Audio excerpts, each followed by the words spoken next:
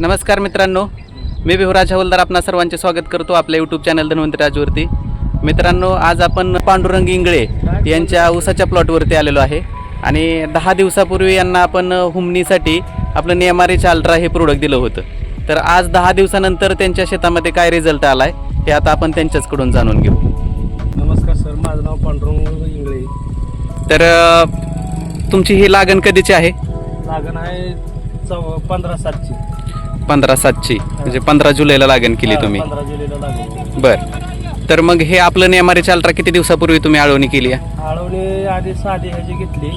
अगोदर केमिकल मधलं वापरलं होतं कुठलं? केमिकल मधलं वापरलं होतं. ते कधी सोडलं होतं तुम्ही? 15 ऑगस्ट दिवशी सोडलं होतं सकाळी. 15 ऑगस्ट. बरं, मग 15 ऑगस्टला सोडल्यानंतर किती दिवसांनी तुम्हाला म्हणजे असं रिझल्ट त्याचा जाणवला नाही? जाणवला नाही म्हणजे काय सर, असं तुटाळे ही लावताना हुमणी दिसतच होती. बरं, म्हणजे ते केमिकल मधलं औषध ओतल्यानंतर पडला नाही.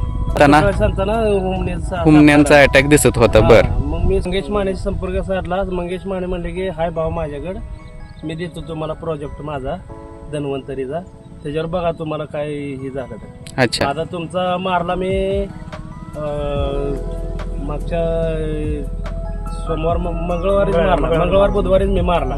अच्छा. हा, मग त्या टायमाला मग आता उमणी बघितली तर उमणी एक बी दिसणार. बरोबर, पूर्ण सगळे नैनाट झाला.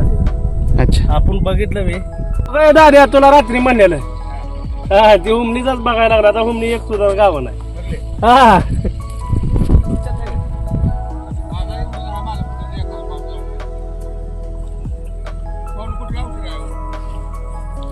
नियमारीच अल्ट्रा हे बघू शकता की हुमणी या ठिकाणी मरून पडलेली सापडलेली आहे. तर असा छान रिझल्ट आपल्या नियमारीच अल्ट्रा या औषधाचा आलेला आहे. हे मरून पडली. पाक सोडून गेली ना ती. सडलेले.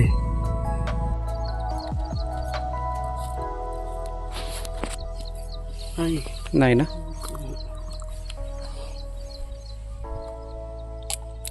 माझी मला जर फरक पडल्यासारखं वाटलंय, काही विषयच नाही. हा ना? 00 सर नाही आहे बरं का? नाहीये.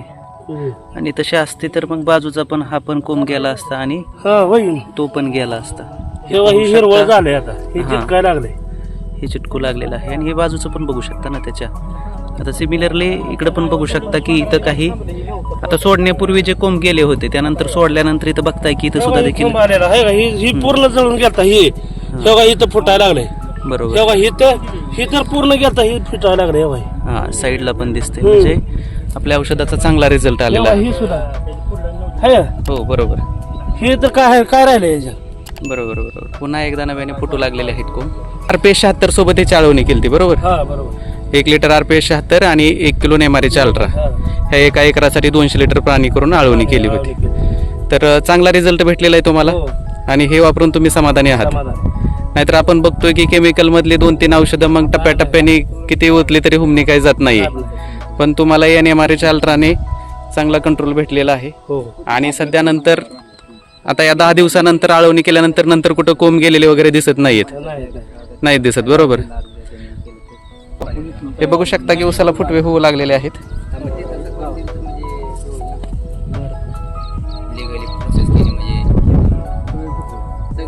आणि रोडने जाताना येताना तुम्हाला लोक बरेचसे विचारत असतील. हो, विचारते. 1-2 ठिकाणी मला फोन लावला, पांडुरंग काय औषध मारले काय नाही.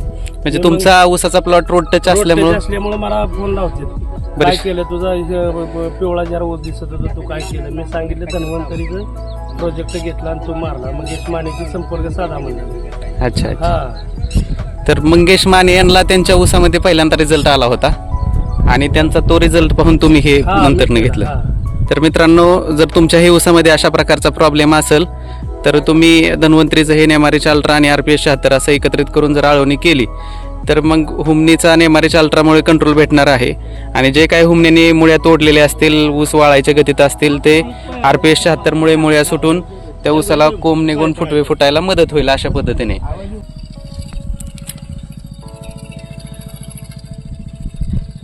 तर हे वापरून तुम्ही समाधानी आहात?